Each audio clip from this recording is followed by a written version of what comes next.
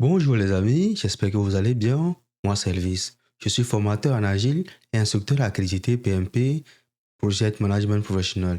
Je détiens une vingtaine de certifications en gestion de projets Agile et j'ai accompagné des dizaines d'étudiants dans leur préparation de certification Agile. Aujourd'hui, nous allons voir quelques questions d'examen de PSM1 et je vais vous expliquer comment y répondre et déjouer les pièges. Mais si d'abord vous voulez en savoir plus sur ce qu'est la certification PSM1, référez-vous à notre précédente vidéo, le lien est en description. Alors sans plus tarder, let's go!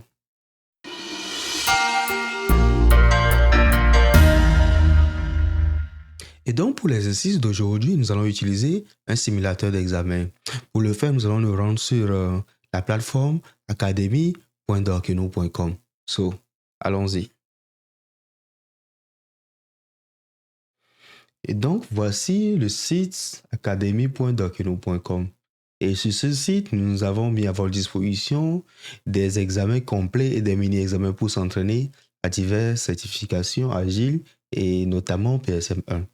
Donc, pour commencer, quand vous venez sur le site, on peut déjà aller dans la partie Explore Courses. Et dans Explore Courses, nous allons voir qu'il y a PSM1 Exam Simulator. Et donc, vous voyez bien sur le site web, nous avons quelques ressources comme le manifeste agile, le Scrum Guide en anglais et le Scrum Guide en français. Et dans la partie free, c'est-à-dire que vous n'avez pas besoin de vous abonner, de payer pour y avoir accès, nous avons mis plusieurs mini-examens gratuits pour vous permettre de vous exercer. Donc, nous allons prendre le premier mini-examen. Voilà.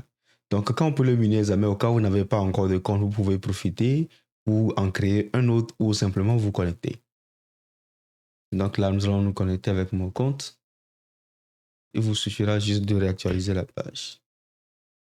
OK. Voilà. Donc ça, c'est l'examen, le simulateur d'examen de PSM1 et nous allons utiliser premièrement des mini-examens. Quand vous ouvrez la partie ressources, il y a le manifeste agile.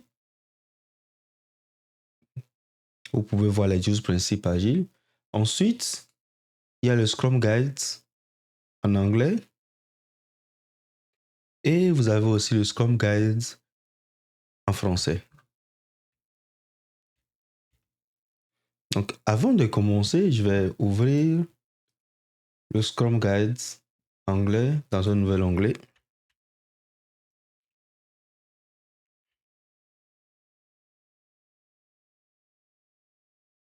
Voilà. Et donc, dans deux onglets séparés, nous avons le Scrum Guide en français et le Scrum Guide en anglais. Pourquoi je le fais? Pour deux raisons. La première raison, c'est que pour l'examen PSM1, la plupart des réponses à vos questions vont se trouver dans le Scrum Guide. Donc, pendant que nous traitons les questions, nous allons nous référer au Scrum Guide. Et pourquoi j'ai ouvert la version française et la version anglaise? C'est que, a priori, l'examen de PSM1 se passe en anglais. Et donc, le Scrum Guide anglais est une ressource vraiment utile que vous pouvez utiliser. Mais pour de meilleures compréhensions, surtout pour ceux qui ont des difficultés en anglais, nous pouvons de temps en temps nous référer à la version française du Scrum Guide. Et donc, nous allons commencer en utilisant le mini-examen 1. Voilà, donc, prêt, allons-y. Nous allons procéder question par question et ensemble, nous allons y répondre et expliquer. Voilà. Donc, la première question est simple. Who is required to attend the daily Scrum? Donc, 1, nous avons des Scrum Team. B, nous avons des Scrum Master and Product Owner. C, nous avons des Developers and Product Owner. D, nous avons des Developers and Scrum Master. Et C, nous avons des Developers. Donc, la question clé ici, c'est Who is required? C'est-à-dire que qui a besoin, qui doit être présent dans le Daily Scrum. Et donc, pour trouver une réponse à cette question, nous allons nous référer facilement au Scrum Guide. Voilà, c'est ça. Donc, l'objectif du Daily Scrum est d'inspecter la progression vers l'objectif de sprint et d'adapter le sprint backlog si nécessaire. Donc, vous voyez bien que le Daily Scrum est pour les développeurs. C'est bien écrit ici. Le Daily Scrum est un événement de 15 minutes pour les développeurs de la Scrum Team. Vous allez encore le voir ici. The Daily Scrum is a 50-minute event for the developers of the Scrum Team. Donc, ceux qui sont obligés ou bien ceux qui n'ont pas d'autre choix que d'être présents au Daily Scrum, c'est les développeurs. Le Product Owner peut y participer, le Scrum Master peut être présent pour faciliter, mais ceux qui ont l'obligation d'être présents, ce sont les développeurs. Yes. Voilà. Donc c'est écrit ici. Yes, that's correct. Only the people doing the work described on the sprint backlog need to inspect and adapt at the daily scrum. C'est ce qui est dit clairement. Et quand on dit que si le product owner ou le scrum master participe au projet, peuvent y participer en tant que développeur. Mais le point le plus important ici, c'est ceux qui ont besoin d'être présents, c'est les développeurs. Le scrum master peut y participer pour faciliter, le product owner peut y participer pour éclaircir les points. Mais ceux qui ont l'obligation d'être présents, ce sont les développeurs. Question suivante. Qu'est-ce que la question de dire? Open work time of process control is Scrum based. Ça, c'est vraiment la base dans le Scrum Guide. C'est dans la première ligne du Scrum Guide. On vous dit clairement sur quoi se base le Scrum. Donc, pour vous aider, on va aller dans le Scrum Guide et je vais vous montrer. Voilà. Donc, dans cette partie, c'est clairement dit, la théorie de Scrum est fondée sur l'empirisme et le lean thinking. Voilà. C'est encore dit clairement ici. Scrum est fondé sur l'empirisme et la pensée lean. Donc, on what type of process control is Scrum based? On the empirical one. Super. C'est ça. Scrum est fondé sur l'empirisme et la pensée lean. Qu'est-ce que l'empirisme? L'empirisme dit en fait que la connaissance vient de l'expérimentation. Et donc, vous prenez vos décisions en vous basant sur ce que vous avez expérimenté ou ce que vous avez observé. Question suivante. The CEO asked the developers to add a very important item to a sprint. The CEO asked the developers to add a very important item to a sprint that is in progress. What should the developers do?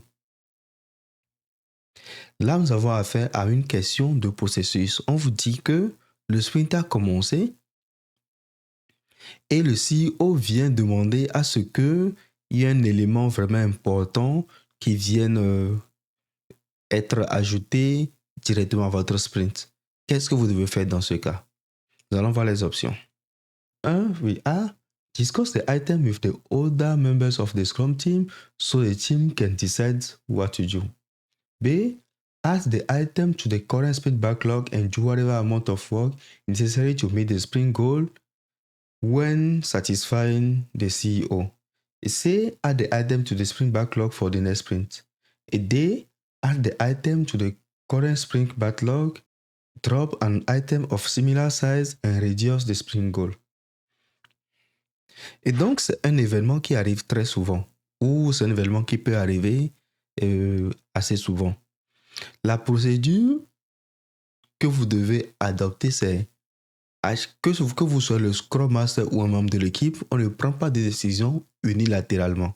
On ne prend aucune décision unilatéralement. Le CEO peut avoir raison de demander à ce qu'un élément soit ajouté au sprint backlog, mais ce n'est pas à lui de décider. Nous allons revenir sur ce thème plus tard. Il y a le rôle du product owner qui lui permet de décider quel est l'élément qui va plus créer de la valeur pour les utilisateurs finaux du projet. Donc, il y a une autorité que le product owner a dans ce genre de situation et qu'on ne peut pas dépasser. Ensuite, nous avons les développeurs. C'est eux qui maîtrisent le travail qu'ils font.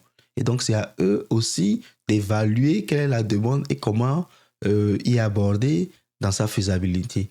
Donc, nous avons plusieurs options ici qui sont intéressantes, comme par exemple, après discussion, il peut y arriver qu'on décide de prendre cet élément-là, mais de ne pas l'inclure dans le sprint en cours, mais plutôt de l'inclure dans le sprint suivant.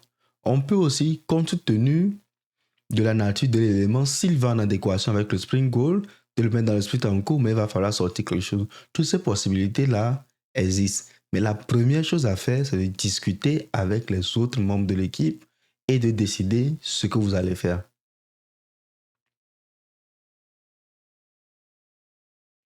Voilà, super. La question 4, elle est assez simple. Quel est le time box d'un daily scrum? Là, vous n'avez pas besoin de trop réfléchir. c'est 15 minutes. Tout autre type de réponse qu'on vous donne, c'est faux. Il n'y a pas une affaire de 2 minutes par personne, 15 minutes pour un sprint. De Scrum Guide est clair par rapport à ça. Le time box d'un daily Scrum, c'est 15 minutes. Donc, c'est dit clairement ici, le daily Scrum est un événement de 15 minutes.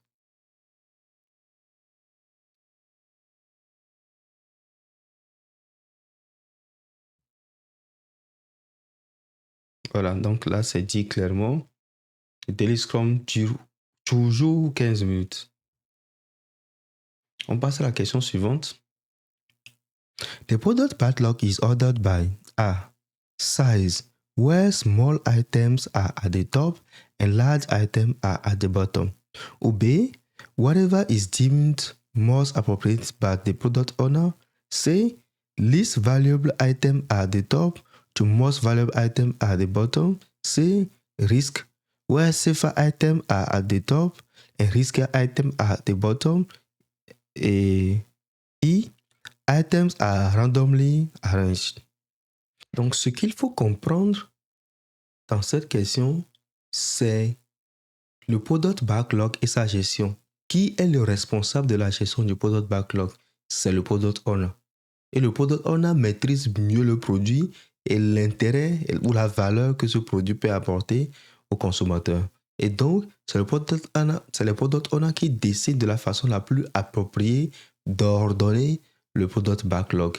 Et il peut se baser sur le risque, sur la taille ou tout autre élément qu'il juge utile. Mais le Scrum Guide ne nous impose pas une façon d'ordonner le product backlog. Donc, c'est le product owner qui est le responsable de la gestion du product backlog. Donc, la bonne réponse ici, c'est B. Whatever is deemed most appropriate by the product owner. Et voilà. The product owner is accountable for effective product backlog management. The product backlog is an emergent ordered list of what is needed to improve the product. It is the single source of work undertaken by the Scrum team. Donc, comme je le disais, c'est assez clair. Le backlog, son ordre est géré par le product owner. Question suivante. What is the function or purpose of management in Scrum? Et donc, sa question nous demande quel est le rôle du management, quel est le rôle de la gestion, quel est le rôle des managers dans un environnement Scrum. Et pour ce point, il faut comprendre que en Scrum, au sein d'une équipe Scrum, il n'y a pas la notion de chef projet. Il n'y a pas la notion de chef projet en Scrum. Au sein d'une équipe Scrum, il n'y a pas un chef qui est chargé de dire ce qu'il faut à tout le monde. Maintenant, dans l'organisation, nous avons ce que nous appelons les managers, les directeurs, etc. Donc, quel est leur rôle dans une équipe Scrum? Ce que je peux vous dire, même avant de lire les réponses, c'est quoi? Le rôle du management dans une équipe Scrum est de leur apporter le soutien nécessaire. Donc, nous allons voir à peu près les réponses qu'ils nous proposent. 1. Support the product owner with insights and information into high-value product and system capabilities. Support the Scrum Master to encourage organizational change that foster empirism, self-management, bottom-up intelligence, and intelligent product delivery. Exactement ce que je disais. B, on parle de quoi? Monitor the progress of the developers of the Scrum team. C, identify and remove people that are not working hard. D, continuously monitor. Le plus important ici, comme je le disais, le rôle du management, c'est d'apporter le soutien. Soutien au product owner dans son rôle, soutien au Scrum Master dans son rôle et soutien au développeur dans son rôle. Donc, il ne s'agit pas de faire du micro-management. Super. Et donc, comme je le disais, le management n'a pas un rôle officiel décrit dans le Scrum Guide. Au sein du Scrum Team, il n'y a pas de management, c'est écrit clairement. Et donc, le rôle du management, c'est de mettre en place une vision, une stratégie et de guider et accompagner les équipes. Question suivante. Who is on the Scrum Team? Question facile, question hyper facile. Quand vous êtes en examen PSM1, c'est le genre de question qu'il ne faut même pas rater. Vous fermez les yeux, vous donnez les éléments constitue l'équipe Scrum. Si vous manquez de références, vous pouvez toujours vous référer au Scrum Guide où c'est dit clairement. Vous pouvez lire clairement la Scrum Team se compose d'un Scrum Master, d'un Product Owner et de développeurs. Vous pouvez encore venir à la version anglaise où c'est répété clairement. The Scrum Team consists of one Scrum Master, one Product Owner and developers. Clair. Donc, Scrum Master, Developers, Product Owner. Donc, je reviens encore sur cette partie. Il n'y a pas un rôle de Product Manager défini en Scrum. Ça n'existe pas. Il ne faut jamais tomber dans ce piège.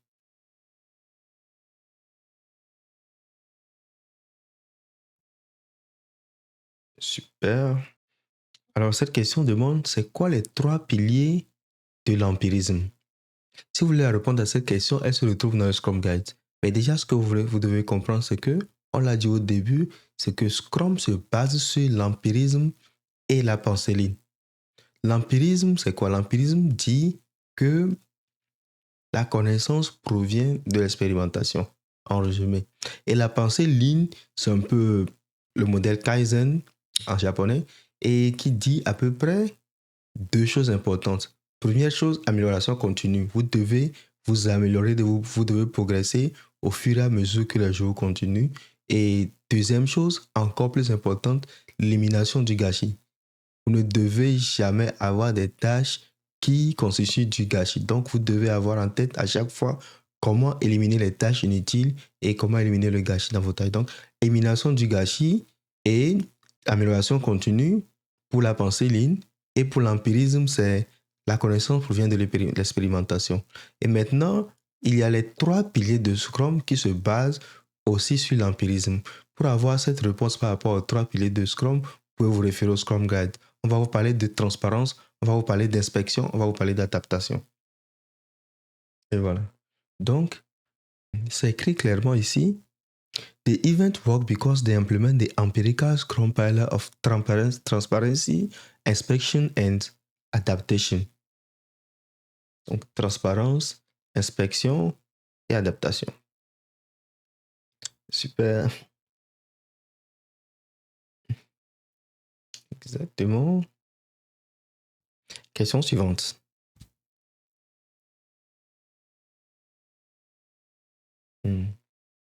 On dit, which Scrum event are time box? Alors, dans cette question, on demande quels sont les éléments qui sont time boxés en Scrum. Déjà, il faut connaître les événements en Scrum. Il faut tous les connaître et ensuite savoir lesquels sont time boxés. Time boxé, qu'est-ce que ça veut dire? Ça veut dire qu'il y a une durée maximum qui est clairement définie par le Scrum Guide. Et donc, nous allons regarder les différentes options. Donc, déjà, il nous demande de choisir 3. Allons-y. Release rétrospective. Déjà, release rétrospective, ce n'est même pas un événement Scrum à barrer. Ensuite, le sprint planning. Le sprint planning est clairement défini dans Scrum Guide et vous allez lire que c'est mis 8 heures pour un Scrum de 4 semaines. Ensuite, release testing. Ça n'existe pas dans le Scrum Guide. Il n'y a pas un événement release testing défini. Le raffinement. Raffinement, c'est assez intéressant. Je vais y revenir plus tard. Ensuite, nous avons la sprint rétrospective. Sprint rétrospective aussi, c'est clairement défini parmi les éléments timeboxés dans le Scrum Guide. Ensuite, sprint review, pareil, qui est un peu la démo de fin de sprint. Aussi, c'est un événement clairement défini dans le Scrum Guide. Et sprint testing, non. Voilà. Maintenant, on va revenir au raffinement. Le raffinement, qu'est-ce que c'est? En Scrum, le raffinement consiste à prendre les éléments qui sont dans le product backlog et à les raffiner, c'est-à-dire à y ajouter plus de détails techniques et y ajouter assez d'informations, à les subdiviser en sous-tâches, ou bien s'il y a un récit qui est trop gros, à la subdiviser en d'autres petits récits et s'arranger à ce que jusqu'au jour où le sprint planning arrive, les éléments que nous allons choisir dans le product backlog soient prêts pour démarrer le sprint planning. Et donc, dans les anciennes versions de Scrum, cet événement de raffinement était en quelque sorte timeboxé. Mais dans la dernière version du Scrum Guide, c'est clairement dit que ce n'est pas un événement qui arrive une fois, mais le raffinement arrive de façon, comment on dit, pérenne pendant tout le sprint. Et donc, vous pouvez programmer des réunions de raffinement, mais il faut toujours avoir en tête que le raffinement se passe pendant tout le sprint. Donc, les développeurs peuvent toujours ajouter des éléments techniques aux éléments qui sont dans le product backlog. Le product owner peut y ajouter des informations à faire. L'analyste peut y ajouter d'autres informations. Votre tech lead peut y ajouter autant d'informations qu'il faut. Et le raffinement est un événement qui se passe pendant tout le sprint. Parfait.